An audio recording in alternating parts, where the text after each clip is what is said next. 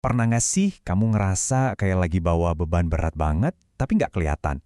Sebuah perjuangan yang rasanya lebih baik disimpan sendiri. Nah, kali ini kita akan coba kupas bareng-bareng kenapa ya kok rasanya susah banget buat cerita dan gimana caranya kita bisa mulai melepaskan beban itu. Aduh, nanti dibilang lebay. Atau nanti dikira drama queen lagi. Atau yang paling sering, nggak mau ntar malah nyusahin orang. Seberapa sering suara-suara di kepala kita ini bikin kita bungkam, padahal kita lagi butuh banget buat ngobrol?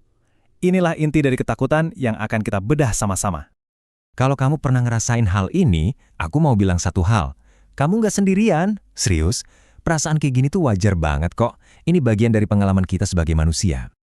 Oke, jadi dari mana sih sebenarnya datangnya rasa takut ini? Biar kita bisa ngelawan rasa takut itu, kita harus kenal dulu akarnya. Yuk kita coba bedah bareng-bareng, apa sih yang sebenarnya terjadi di dalam pikiran kita saat kita milih buat diam? Gini, ada beda yang gede banget antara rasa bersalah sama rasa malu. Kalau rasa bersalah itu bilangnya, aku melakukan kesalahan. Fokusnya ke perilaku.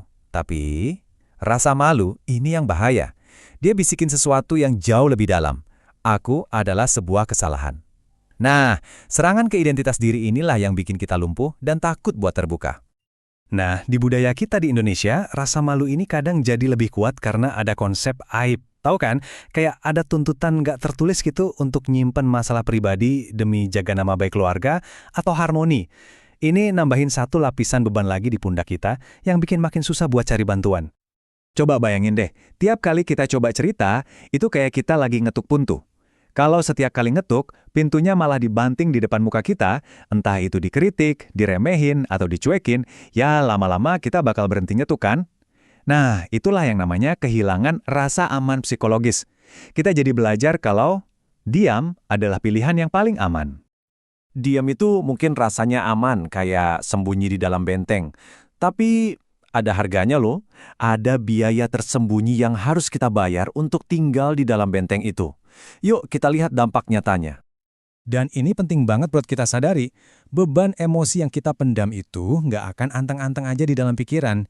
Dia itu bakal selalu cari jalan keluar, dan seringkali tubuh kita lah yang jadi korbannya. Ini bukan cuma soal perasaan aja ya. Datanya beneran ada.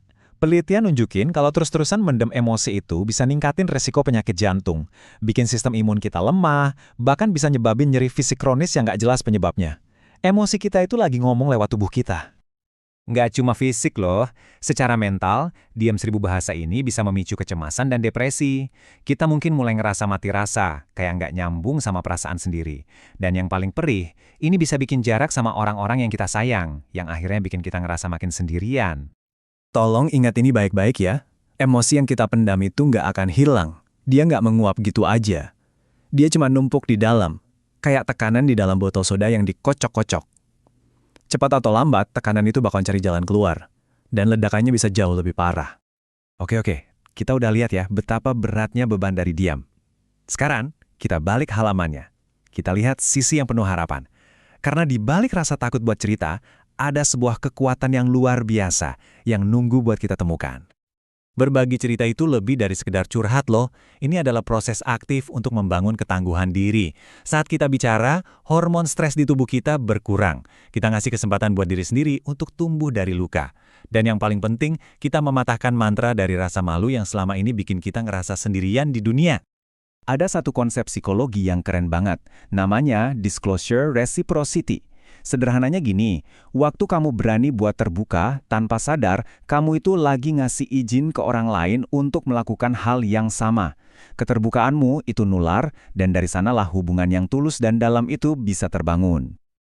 Terus, gimana cara mulainya? Gimana cara membuka pintu ini pelan-pelan dengan aman? Nah, di bagian terakhir ini, kita akan bahas panduan praktis buat mulai berbagi cerita, selangkah demi selangkah. Kamu nggak perlu langsung nyebur ke kolam yang paling dalam. Coba deh, anggap aja kayak mau masuk ke kolam renang. Celupin kakinya dulu. Teknik ini namanya graded exposure. Mulai dari yang kecil, yang risikonya rendah. Mungkin cerita soal hari yang capek banget. Kalau responsnya baik dan kamu merasa aman, baru deh coba melangkah lebih dalam. Kuncinya adalah ikuti kecepatanmu sendiri. Cara kita ngomong itu bisa jadi jembatan atau malah jadi tembok. Kalimat kamu kayak, "Kamu tuh nggak pernah dengerin aku," itu seringnya kedengeran kayak serangan dan bikin orang langsung defensif. Tapi coba ganti pakai kalimat aku, misalnya, aku ngerasa nggak didengerin deh kalau lagi cerita. Ini bukan nyalain, tapi berbagi perasaan. Perbedaannya tipis, tapi dampaknya luar biasa. Tentu aja, kita juga harus pinter-pinter milih tempat buat cerita. Pilihlah orang yang kamu tahu punya rekam jejak yang baik dalam berempati. Pastikan waktu dan tempatnya juga pas, saat kalian berdua lagi santai, nggak buru-buru, dan di tempat yang privat. Ini penting banget untuk menciptakan ruang yang aman untuk ceritamu. Nah, sekarang gimana kalau posisinya dibalik? Kita yang jadi pendengar. Kadang hadiah terbaik yang bisa kita kasih itu bukan solusi, tapi validasi. Cukup dengan bilang, wah kedengarannya tuh berat banget ya, wajar banget sih kalau kamu ngerasa kayak gitu. Kalimat sesimpel ini tuh bisa jadi penyelamat loh, artinya aku lihat kamu dan perasaanmu itu valid. Atau bisa juga dengan kalimat ini, mengucapkan, makasih ya udah percaya sama aku, itu adalah bentuk pengakuan atas keberanian mereka. Ini juga menegaskan satu hal penting. Seringnya orang itu nggak butuh nasihat, mereka cuma butuh ditemenin. Mereka cuma butuh tahu kalau ada yang peduli. Jadi intinya apa? Yuk kita ganti cara pandang kita. Berbagi perjuanganmu itu bukan beban. Itu juga bukan tanda kelemahan. Justru sebaliknya, itu adalah salah satu tindakan paling berani yang bisa kamu lakukan. Sebuah langkah nyata menuju hubungan yang lebih dalam dan penyembuhan diri. Itu adalah tanda kekuatan. Dan yang paling penting, ingat ya, kamu nggak harus jalanin ini semua sendirian. Di Indonesia ada banyak banget kok uluran tangan yang siap bantu. Mulai dari layanan profesional, sampai komunitas online di mana kamu bisa ketemu orang lain yang paham banget perasaanmu. Bantuan itu ada, dekat, dan kamu sangat layak mendapatkannya. Sebagai penutup, aku mau kasih kamu satu tantangan kecil. Beneran kecil kok. Coba pikirin, apa satu hal kecil aja yang bisa kamu bagikan ke satu orang yang kamu percaya hari ini? Ingat, perjalanan ribuan kilometer itu selalu dimulai dengan satu langkah kecil pertama.